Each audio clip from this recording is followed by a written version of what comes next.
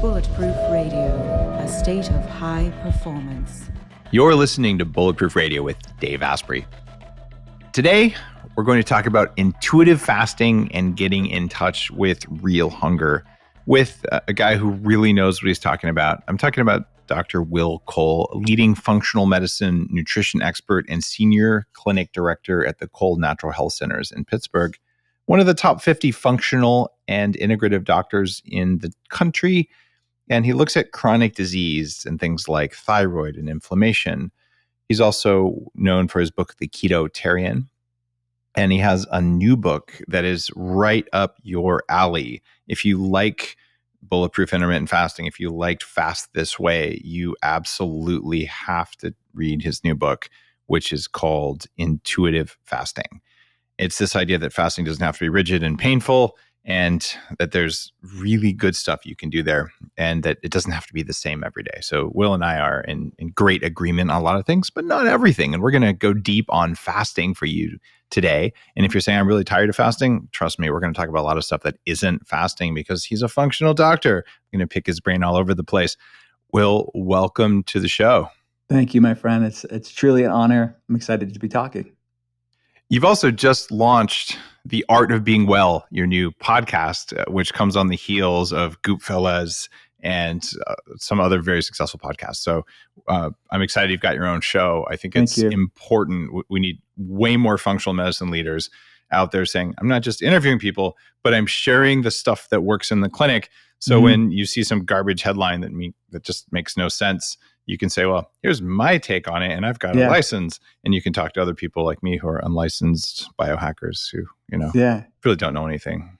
Oh, please. You know more than most doctors do in this world. There's no doubt about that. But I appreciate the kind words. And it is true. It's like when you talk about this thing 10 hours a day, we talk about wellness, functional medicine all day long, consulting patients. It's kind of like the air you breathe, and it's easy to talk about. And I'm excited for the chance to share case studies and the deep dive stuff that I love to help people with and help people overcome these things. How long have you been fasting? Well, I've been fasting professionally, like consulting patients with it for the past 12 years, but personally, 12 years. Up 15 years doing it myself personally. Take me back 12 years when you first told a patient to fast. Oh boy. Did they punch you? Yeah. You know what? That's the duality of what we do in functional medicine, the science and then the art of it. The science is like, well, I know on paper, this lab is saying you'd really benefit. You're really metabolically inflexible. You have chronic inflammation. You have gut issues. Your body's reacting to every food under the sun. And then you have to see the art of it all, the space in between the words, is this person even ready for this? Where's their head and their heart? Where are they at intellectually and emotionally with this stuff? So sometimes it's leading people into these practices, leading people into these tools of wellness of functional medicine where they actually can digest it, no pun intended, where they actually can take it in and receive it. Because sometimes there's more stuff that they could benefit from than the vessel can contain. And sometimes it's just meeting them where they're at and realizing we don't have to do everything all at once. But, most of my patients are really complex, complicated patients who have done a lot. So most of them wouldn't hit me over the head with fasting. But I imagine, you could really rock somebody's world if they're new to this. When I weighed 300 pounds and I was much younger, I remember someone suggested, skipping a meal or whatever. And I was like so offended because I'm like, don't you know, I'll go into starvation mode and I'll be hypoglycemic and all that kind of stuff. And, there's a lot of emotional stuff, which led me to write a lot of the emotional stuff in my take on fasting. But I like the word that you used in intuitive fasting in the title there. What makes what you're recommending intuitive compared to all of the fasting stuff that's out there? I mean, fasting is kind of like don't eat. There you go. Right. So, what's different? It's like probably a paradoxical statement at first. Like, how could fasting be intuitive? And in some ways, that's true. They're two different things. Of when somebody's metabolically inflexible, meaning if somebody's hangry and they're on the blood sugar roller coaster and they are in this sugar burning mode, it's going to seem very counterintuitive to say fasting. That's going to seem miserable and make them angry and shaky and all that stuff. So why I called the book Intuitive Fasting is because I want people to actually get to the place where they are guided by their intuition, where they can hear that still small voice of that knowingness of what their body needs and what their body doesn't need at any given moment. So we're actually putting in the work to get there because, I mean, you know this more than most people, but it's for people that don't know, when your body's out of balance, when there's inflammation, chronic inflammation, when there's autoimmune flares, when there's hormonal imbalance, when there's signaling problems going on in the body, that's that proverbial noise going on physiologically, where it's really hard to discern what's up and what's down, what your body needs, what it doesn't need. So they have to quiet that noise. And I think without a doubt, what I've seen clinically over the years of pairing flexible intermittent fasting with a clean, nutrient-dense diet that complements that fast, and vice versa, the fast complements the food, you can start to build that flexibility, start to build that metabolic resilience, so they can actually have proper signaling pathways to have that true intuition, to get to that place of intuitive eating and get to the place of intuitive fasting. But we live in this social media culture where people say, "Oh, I'm an intuitive eater. That's what I am. I am an intuitive eater." That sounds nice and sexy and it's so nice. No, it doesn't. If I was an intuitive eater, it'd be like pizza and French fries. Exactly. The point exactly. It sounds like such BS to me. Like intuitive eater means I have no standards and I have no willpower, and I don't even want to think about what I eat. I'm just going to eat what I feel like. I was like, It's like cotton candy forever. Like, how can that work? Am I a little off the rails here, or? Well, I think what somebody has this. I mean, we talk about scent memory and food memory and the way that our brain works with certain foods, but it's largely with when somebody is inflamed, has metabolic inflexibility, their cravings will mask themselves as true intuition. But if somebody is truly practicing what they teach or practicing these principles of wanting to be well and wanting to be metabolically flexible, you actually can know, hey, this food, you'll have the knowingness of saying, no, that food's going to make me feel lousy. And that intuition will supersede that craving. That intuition will be more obvious, and you'll have that space to realize you aren't your thoughts and emotions. You are the observing awareness of them. Most people are so divorced from that, and they think that they're thoughts and emotions. They think they are their cravings, and they just go for whatever. There's so much impulsiveness going on. So I want to create a space between that observation, but it's really hard to do that when you're completely in sugar burning mode. It seems like a catch-22. Mm-hmm. Now, if you're in sugar burning mode, which most people are, I mean, let's face it, unless they're long-time listeners of the show, they've done some reading, done some work, they've lost a bunch of weight, or like they've made changes in their life. Yeah. But a good number of people listening, okay, you eat carbs every day, you're in sugar burning mode. That's just how it works. Yeah. But if it's a catch-22, because, all right, if you could just get out of sugar burning mode, it'd be so easy to get out of sugar burning mode. Yeah. How do you break the cycle? Well, you have to put the time in. I mean, these are not quick fix issues. What has taken years, decades, someone's like most of their entire adult life and childhood gets to that place of a lot of metabolic rigidity. It's going to take time. So it's going to take weeks and months and months and months down the line to really start leaning into this. But it's not they have to wait that long to start feeling better. I mean, you and I both know when they start making these changes, the body is amazingly resilient, where they will start to see, whoa, I have a lot more discernment. I have a lot more knowledge of what my body loves and doesn't love. Whereas before, they just were at the whims of their cravings.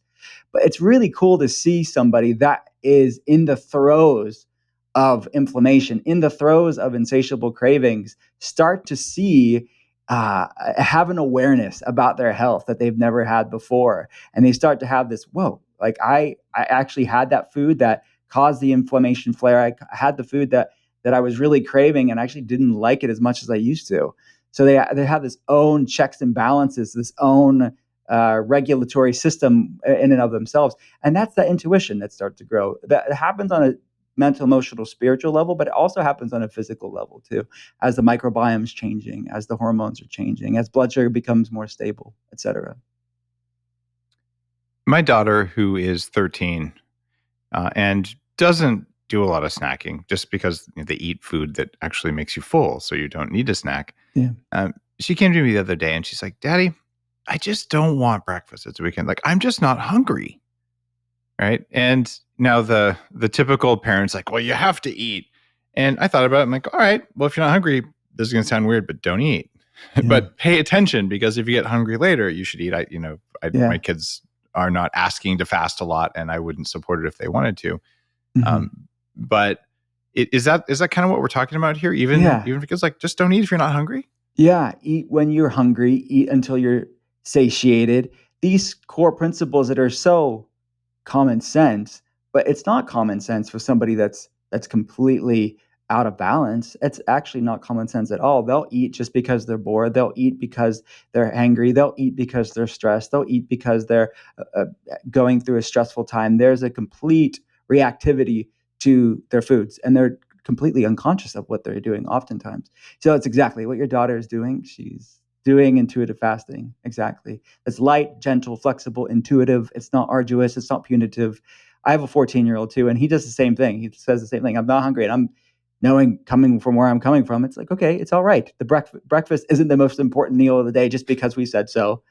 Right. You should be okay with eating when you're hungry and not force feeding yourself because it's breakfast and it's what we do. Now, my daughter may or may not have told me that she thinks ice cream is, of course, dairy-free ice cream is the best way to break a fast. Is she right? My son would say the same thing, 100%. The other side of intuitive eating rears its head. Yeah, right, exactly. I mean, but there's a centeredness. Doesn't mean that everybody's perfect and eats they're just throwing back kombucha and like grass-fed beef all day long. It's ultimately it is. People have to live their life, but they still have their center, and they still have that knowingness, and they still have their I'll eat this and then I'll move on. They're not kind of having this disordered relationship with food in their bodies. So is ice cream a good way to break a fast? I mean, not necessarily, no. I mean, it's gentle on the gut in many ways. I guess what we're talking about, you're making about some bulletproof ice cream. I think we can be okay with that for when you're 14 years old. Yeah, if it was bulletproof ice cream, now she wants some stuff that has a little bit of agave in it, which I'm not a huge fan of. But you know what? Too much fructose in that. A little bit of that. You're getting 8 grams of agave when you're 13. I'm pretty sure you can handle it. And she's not really fasting; she's skipping breakfast, and lunchtime comes around, and we have a healthy lunch. And if she wants something afterwards, it's right. That's the grace and lightness. I mean, we're teaching this to our kids, which is so super important. Can you imagine, like, if we heard this when we were kids? But these are also things that we need to hear as adults too, because, this is stuff we have to unlearn. We have to unlearn what we've been raised with. So I got to ask you this, Will. Your hair is pretty epic. What did you do to it? I just throw something in it in the morning, but I just it's not much, man. It's like, I have coarse hair. So everyone I comment on my hair, but it just kind of does its own thing. I just throw some it's called Jack Henry. It's like this natural paste. It smells kind of good. Natural paste. Well, you're looking very fashionable, if I could say so myself. Thank you. Thanks so much. Yeah, you worked with Gwyneth. No, people have been giving me crap about my hair because it's like much thicker than it used to be because I fixed it. And love it. It looks good. Oh, thanks, man. And I wanted to ask about hair, not just because you have lots of hair, but because a lot of people, especially women, are talking about fasting and hair. Let's go there. Tell me about fasting and hair. We're all coming in, like everybody that's listening to this, all my patients, they're all coming into this journey of health and wellness, or journey of learning about their body, improving their quality of life at different points of their life, right? So they're all coming in with a baseline that's different. And we're all created differently. This is the heart of functional medicine, and we're all at different points of our journey too. So when you start changing any way of eating or fasting or supplementation, it's having a huge cascade effect in your body. It's shifting the microbiome, it's shifting your hormones. And we know that longer term ketosis and fasting, for people that are new to this, I mean, your followers are savvy. So, but for people that are new to this, that are not knowing what's going on when they're fasting, they're increasing ketosis. So the ketogenic diet and fasting are both increasing ketosis, which is really great. It's really great. It's a signaling molecule. It's lowering inflammation. It's increasing anti-aging pathways, the things that you're talking about. in your book so brilliantly, and the things that I talk about, that all the stuff that we want it's happening during the state of ketosis. But it's the Goldilocks principle. It's not too high, not too low, but just right.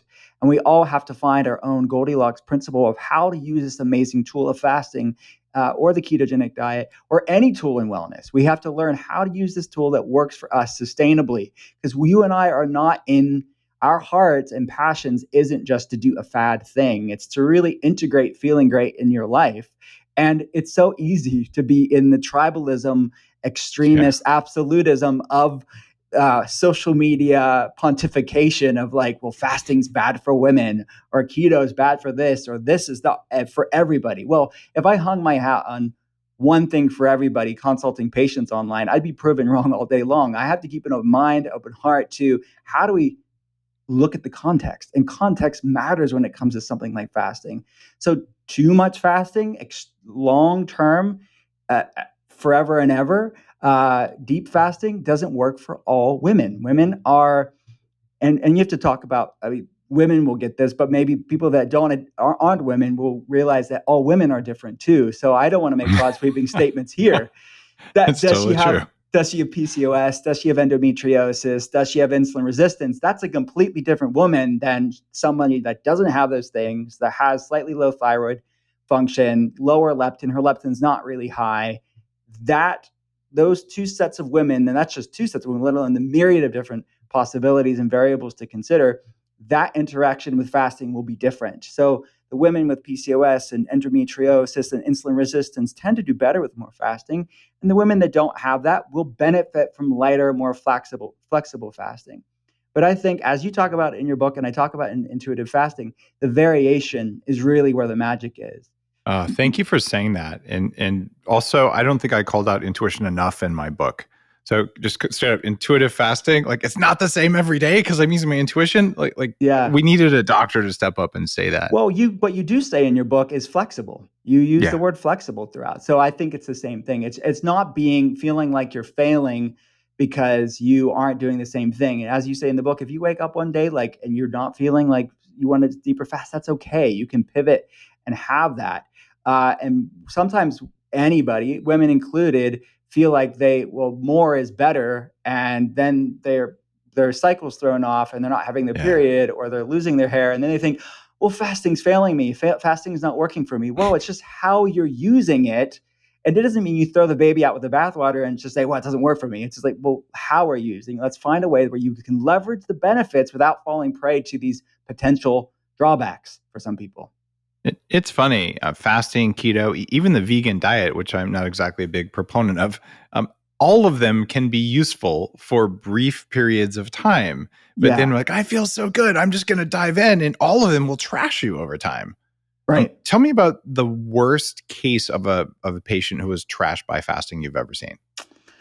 Well, I mean, I think that I have a lot of cases that I have seen over the years of people who have various degrees of orthorexia, which is like a disordered eating around healthy foods. And fasting can fall into that. And that amazing tool of fasting can be abused and can be used improperly. And that's the antithesis of what you and I advocate for. That's the antithesis of intuitive. That's shame and punishment and obsession. That's an eating disorder disguised as a wellness practice. That is the opposite of what we're talking about. Well, even bodybuilding. Totally. Is that for a lot of people, right? Right. It's such a source of stress and obsession where I see cases like that they're like fasting so aggressively, and they have such a bad relationship with fasting and eating there are a lot of cases that we have to work with people to deal with the mental emotional side of things, and working with eating disorder specialists in conjunction with functional medicine to really use it in a way that works for their body and not against them. So there's a lot of examples of that. So that comes to mind. But there are many examples that I could probably go through and think about over the years of people using fasting that's out of balance with what's working for them. And it's something that could serve them well, but it's caught being a source of an unintentional saboteur. If I'm working on your intuitive fasting plan, how do I know if a craving is emotional or biological or gut biome or how would I know if it's a craving or real hunger?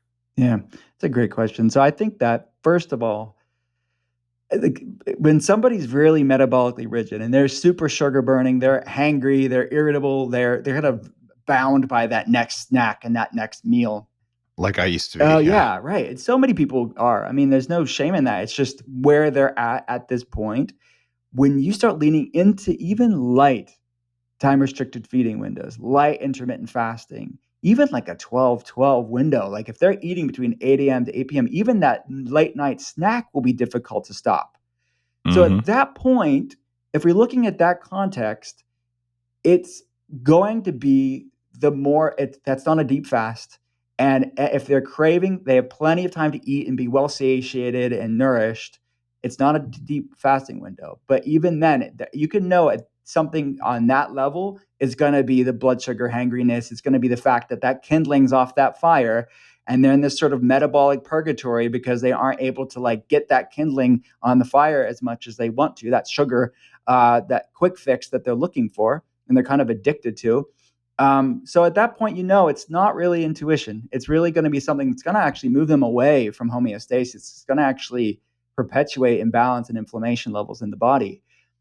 So that's one way to check into it. But I would say something that I advocate throughout the book is what I call metaphysical meals. It's that when you are leaning into these like deeper intermittent fasting windows, is to really use that time of when you would normally have breakfast, lunch, and dinner, or whatever fast that you're doing. If you're like doing 2 meals a day, when you normally would have that meal, that you're not having that meal, to use that as a time to go inward, to actually do a mindfulness practice. And I give some examples in the book, whether that's journaling or a meditation practice or breathing exercise or any one of these things. Forrest, going out in nature and checking in with yourself. So you could start to create that awareness of checking in with your body, check in with your cravings, check in with your energy levels, check in with your digestion to know and have that awareness. And that's the intuition that's growing, that's starting to be able to shine through the physiological imbalances and noise in the body.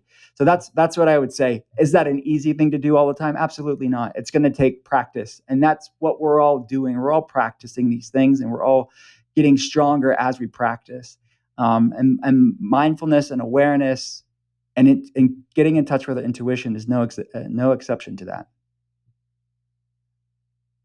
It sounds like you sort of feel your way into it, for lack of a better word. Absolutely. There isn't a hard and fast rule that I've been able to find.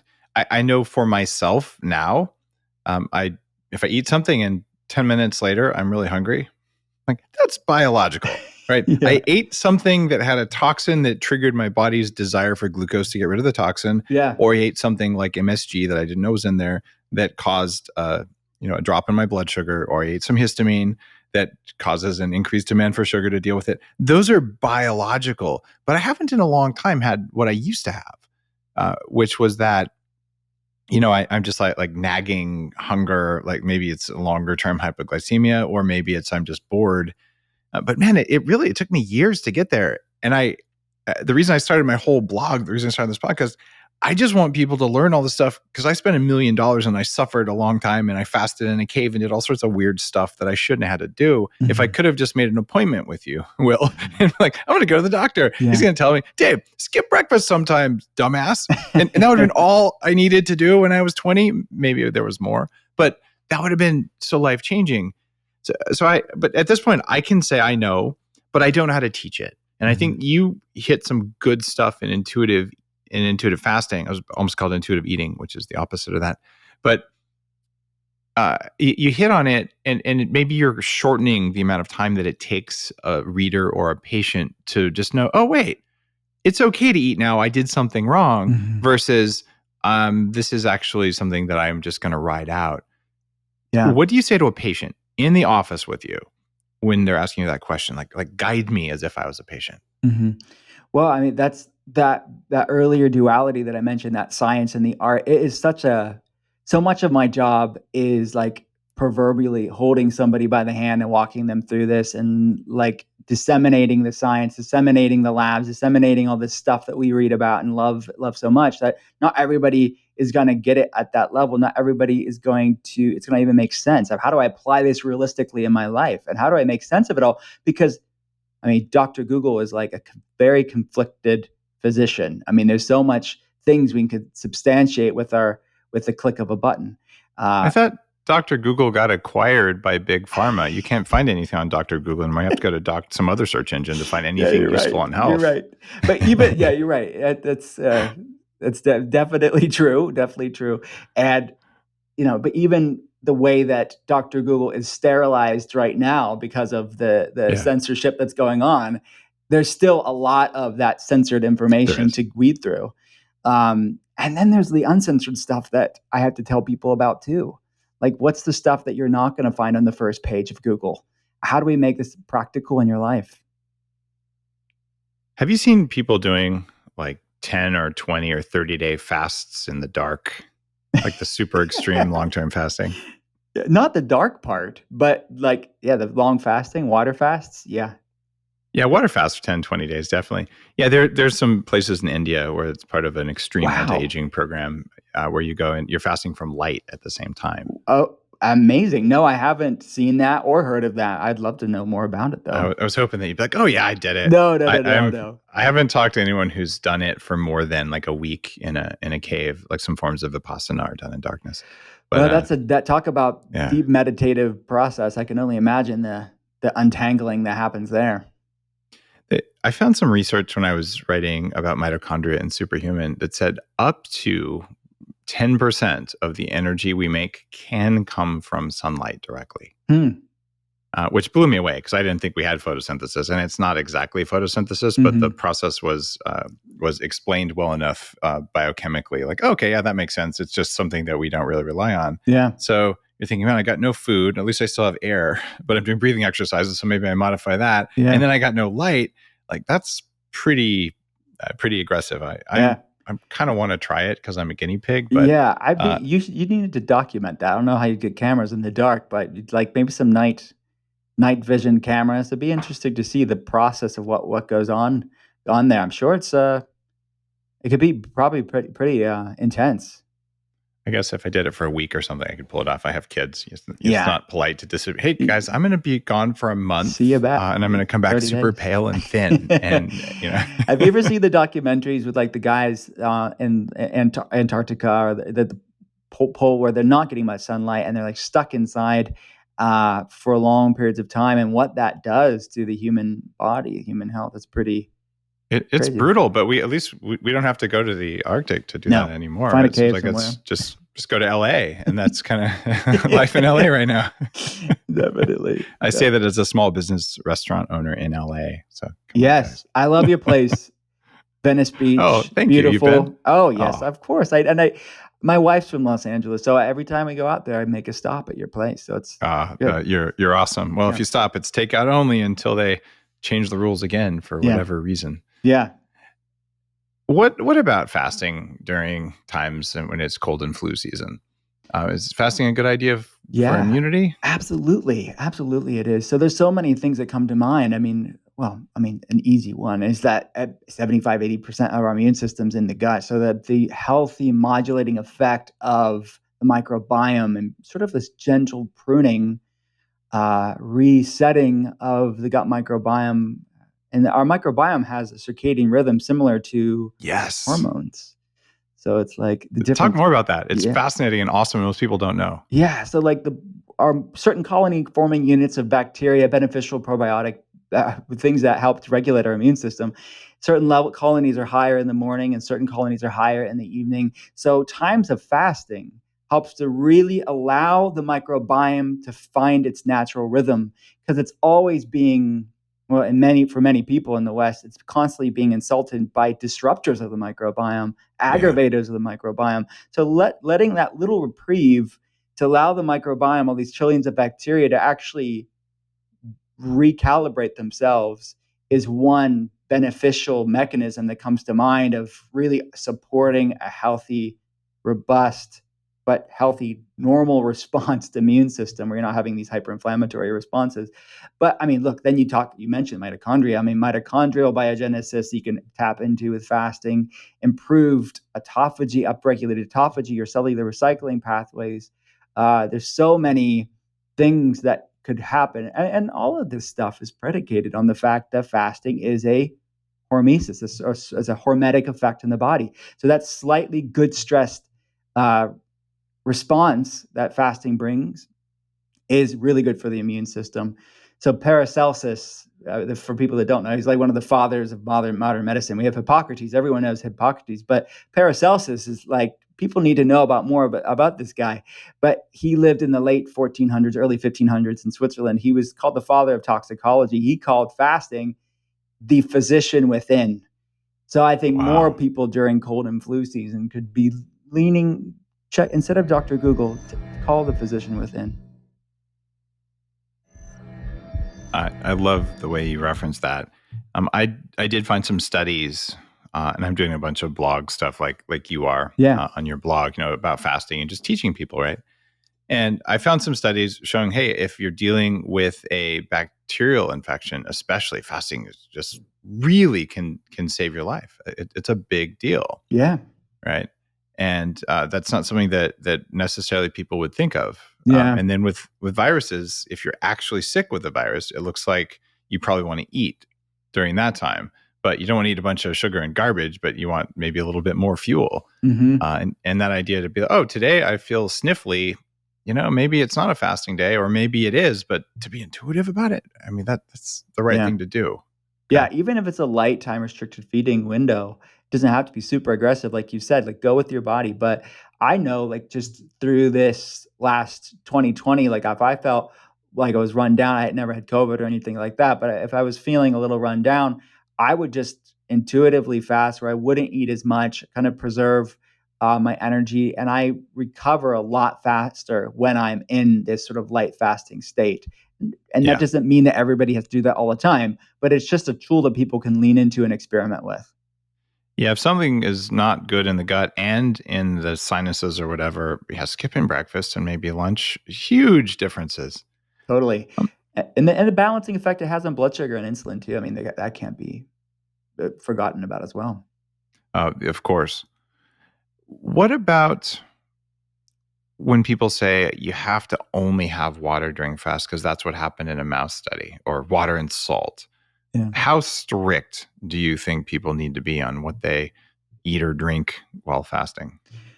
Well, I think that it's definitely not all or nothing. It's a continuum of people, a continuum of results, and it's everybody's different in that way. So it's, to me, actually, I think that I've heard you say this years ago, and it stuck with me, is the fasting that's right for you is a fasting you can stick with.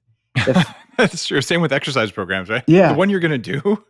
So it's like, they don't have to feel like a failure if that tea, like latte in the morning, and that bulletproof coffee in the morning, that's not breaking your fast. You get some of these extreme, I don't know what to call it, but I don't want to call them orthorexic. There are angry fasters out there, just as there are angry keto and angry vegans. And then there are ones who are curious. I like the curious ones. The angry ones, I mostly I'm like, you can yell about whatever. Like, exactly.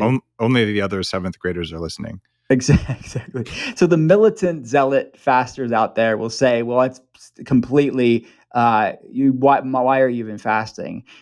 Pretty much. I mean, it may not be that extreme, but they're basically saying that it's a bad thing. And honestly, to the layperson, I'll just tell you, as someone who talks to lay people all day long, it adds into this orthorexia where they feel like they are like a failure. It's all or nothing. And they might as well just stop it all because they're hearing all this, do all or you're a failure. So it's, as long as you're not, I mean, the one exception is if too many calories or too much protein, which mTOR is sensitive to that. Other than that, something that's not overly stimulating insulin, which fat is not. Shocking. You're good. You're going to get so many good things versus any potential downregulation of some random pathway that you don't even care about anyways. Well said. I love that. Some random pathway. It's so beautiful. I I like to talk about my wife, Dr. Lana's ice cream fast.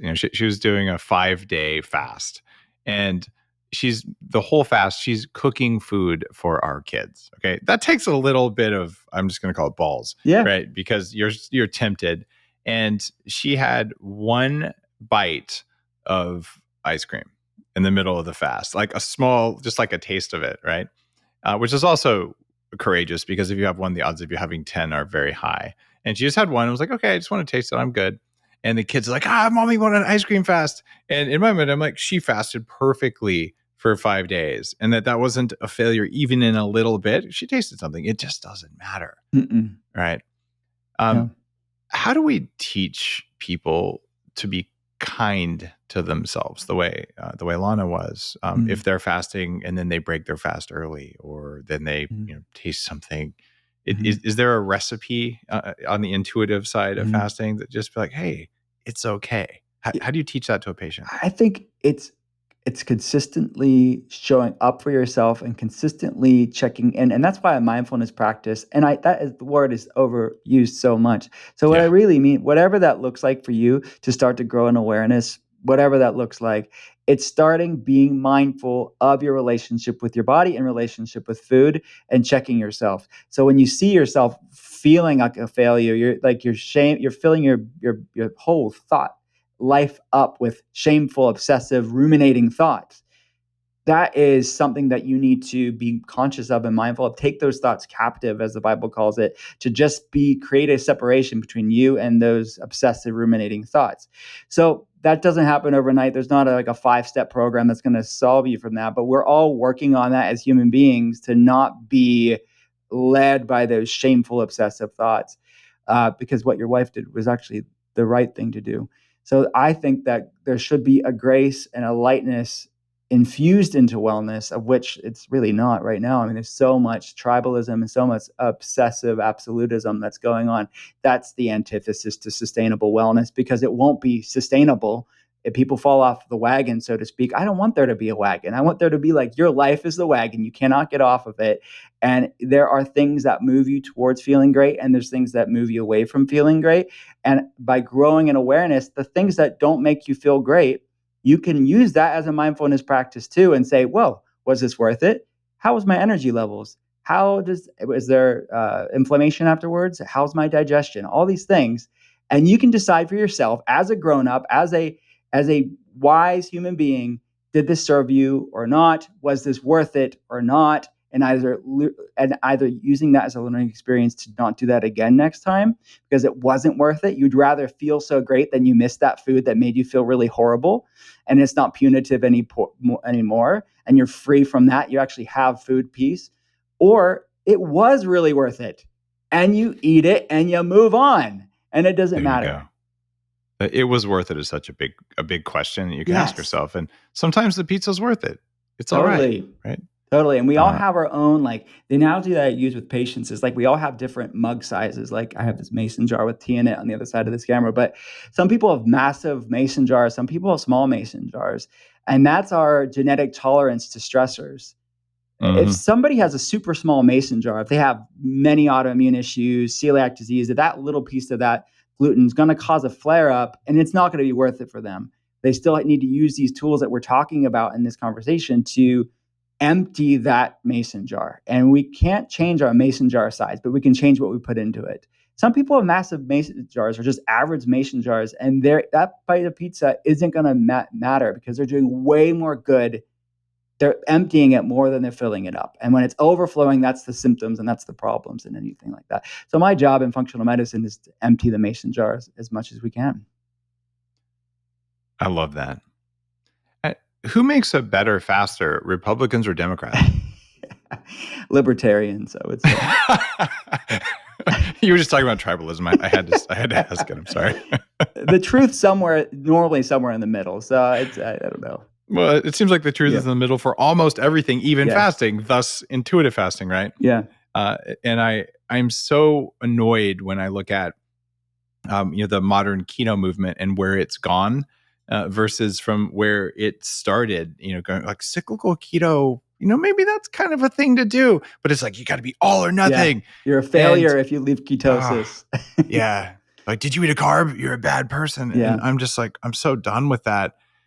Because I did get thyroid issues when I was experimenting for the Bulletproof diet. I'm like, all in one serving of broccoli a day, no other carbs. Mm-hmm. After 3 months of that, my sleep got destroyed. My hair got thinner. My thyroid got worse, even though it wasn't that good to start with. Like, gee, I wonder. Right. And then you fast forward and people are making the mistake more and more. And then people are over fasting. Yeah. And so I think you've done something really good with intuitive fasting. We're just calling that out and saying, it's okay to mix it up. Yeah. And that message, I'm hoping in 2021 that you'll be one of the leading voices, just helping people who are not, health hackers, people who are out there at the very cutting edge in the gym. Just people are saying, I'm tired of being fat. Let's just do this in a way that isn't painful. Right. What do you think about fiber during a fast? That's something that I know angers some people. I talked about it, but what's your medical take on adding some fiber during a fast? It's okay to say that you think it sucks. I have no idea what you're going to say. Yeah, no, I mean, it's a good question. I actually never fully. Well, let's think of the pathway. So I'm thinking. Normally, I would say I have patients that are not really having fiber during a fast. The one exception to that is I have some patients that do some resistant starch. That's what I mean, like a soluble fiber or fiber that it is not going to be digested, but would be eaten by gut bacteria. Yeah, totally. I Prebiotics, think that something like a resistant starch, Yeah. honestly, could be really beneficial. I just got off of a webcam call right before we're talking right now with a patient in. She was actually in the UK, and she was struggling with that. She saw slow GI motility. She was fasting, saw amazing benefits in every other area of her life. Increased energy, weight loss resistance overcame, improved sleep, all that stuff we want. But she saw decreased GI motility. That I said, let's experiment with just having some potato starch or some resistant starch like that to improve GI motility, improve microbiome diversity, and it really worked for her. So yeah, it's fine because it's back to that earlier statement of it's not really having a negative effect on insulin, actually quite the opposite. Right. We could improve insulin resistance, the opposite effect. So it may be anathema to the hardcore militant keto dieter, but it's not for me. I think it could be really helpful. Well, I appreciate your clinical perspective on that. And I've been wearing a continuous glucose monitor I started doing that about 3.5 years ago.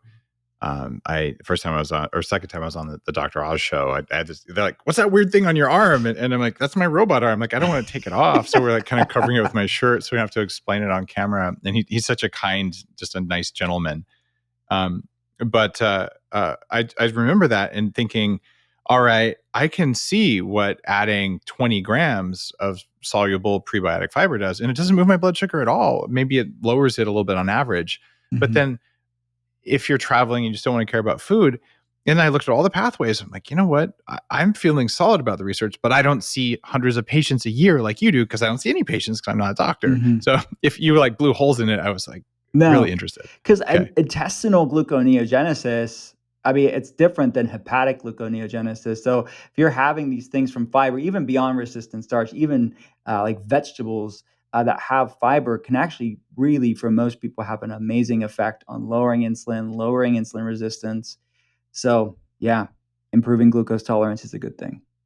What about things like the fasting mimicking diet, or I talk about protein fasting in the book, where you're you just don't eat any protein at all, so you can still get some pathways. Mm-hmm. Do you think that that's too complex for people who are just starting out, or is that something that's advisable, or is it a good gateway? Give me your clinical take on that. I think that it's an amazing tool for people to experiment with. I don't think it's too complex for somebody, and you explain it well. So I think as far as educating people, explaining why they're doing it, explaining the pathways and why you're doing it, I think it is actually quite inclusive and approachable for people. So I don't see anything negative from it. And I think it's a good gateway to start leaning into these things that have been laying dormant probably for most of their lives, to start to awake these things up. And it's a good segue tool for many people. So yeah, it's a tool. The fasting mimicking diet itself like the program itself, it doesn't really taste that good, to be honest with you. It's a processed food kind of thing. Yeah. I mean,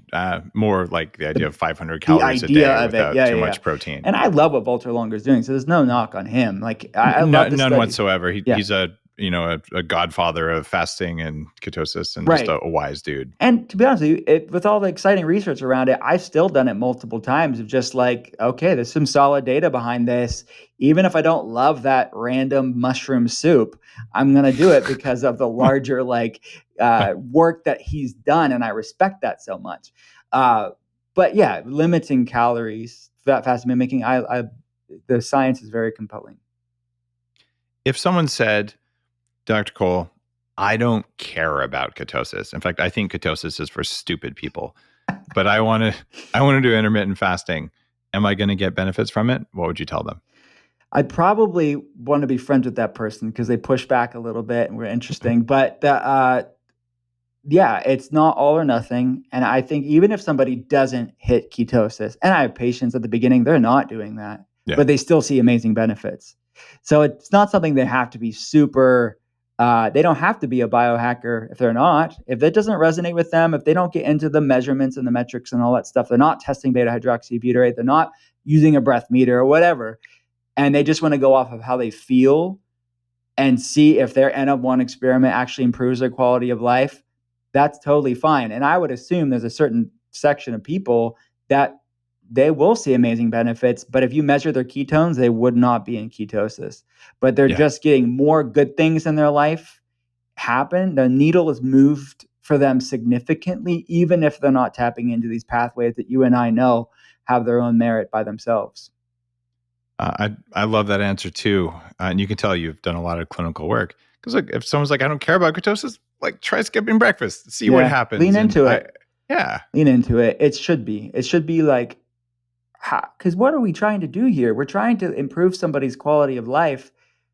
And I see that happen, even without all the perfected things, even when it doesn't look like it should be on paper, I see lives transformed. And I think that's really down to the awesome power that is the human body, is that you don't have to be perfect. You don't have to do everything that we're doing to see positive improvements in your health. You mentioned the Bible earlier, and fasting is just like sprinkled throughout the Bible. It's like anytime someone does something bad.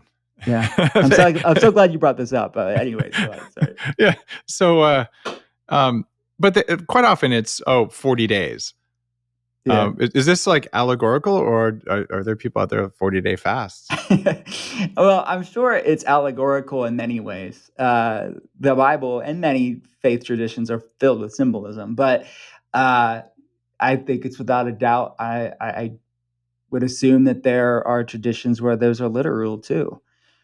So yeah, I mean, fasting has been used throughout history, obviously because of food availability, and our genetics have adapted to that over time from an ancestral health perspective. But not just food wasn't available, people did it intentionally throughout time. And you talk about this through your book as well, is that all of these faiths that were completely not connected all had these practices to go deep within human experience.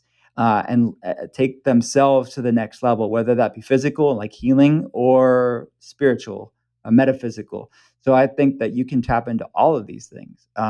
So in Judaism, it was used, Yom Kippur and Tish B'Av, and Christianity and Lent, and many different festivals throughout Christianity, and Native Americans, indigenous people use them too. So there's so many cool examples of how they tapped into this position within, as Paracelsus said. I like that answer, and I'm so intrigued at these really long things, because I'm getting a sense from reading old Ayurveda literature that there's probably some really crazy stuff that happens for longevity from very long fasts. Yeah, but it seems like such a commitment that I don't really know when I would do that in my life. But I'm kind of interested, right? It's definitely. I'd be interested to see too, like how really experience what that looks like on the other side of those deeper fasts. You did something really creative in intuitive fasting that I liked. For me, I'm like, look, you save time and money on breakfast. Like, there, go do something fun. right?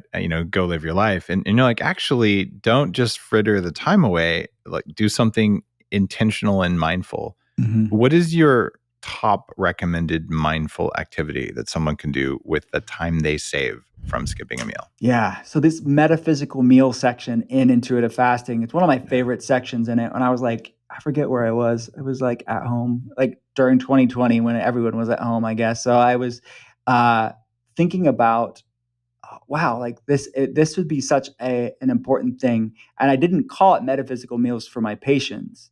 And all of the stuff that I write about is typically just an outpouring of me seeing patients and seeing what works and what doesn't, all that stuff. This was something that I talked to patients as mindfulness. But then I'm like, oh, wait, these people, I'm not there to walk through with them. I'm not there as their functional medicine doctor. I want them to kind of adopt these things and have agency over their health in a way as if I'm not there, because I won't be there. So I think that one of the best things that works for me, and back to your advice of whatever the fasting that's right for you is a fasting you'll stick with. I think the mindfulness practice that is right for you is the mindfulness practice that you stick with. So for me, it's like something that Eckhart Tolle, the author, calls inner body awareness, or inner body awareness is probably the best way to describe it, and how he calls it. It's just checking in with your body. It's feeling the aliveness of your body. So without doing anything, you're just breathing and becoming conscious of your breath, because your breath, like your heartbeat, is not something that you will. You're just watching the natural rhythm of your breath. It's allowing that noise to subside. And even if thoughts come into your life, even if you're thinking about what you have to do or your kids, what they're doing, or the noise that's kind of irritating, allowing that to pass through you. I think that is something that's worked for me very much so over my life, to start to grow that awareness and be my center. It doesn't mean that I'm always there at all, actually, but that's even more so. Just show up to the gym one time and say the gym didn't work for me. It's the same thing that I think when people say, well, meditation's not for me. Well, it's actually, you just have to create a practice and a routine, just like anything else, to start to build that mindfulness muscle. So I can have that resilience to go back to that when times are tough, when times aren't easy. So when I'm consulting patients online, that's a big thing for me, is like holding space for them and really listening to them. And I have to do that when I'm eating or fasting too. Like all of this stuff should be guided by that intuition. So that's one thing that works for me, at least. Okay. I love that. And one more question for you. Your exact favorite meal to break a fast with?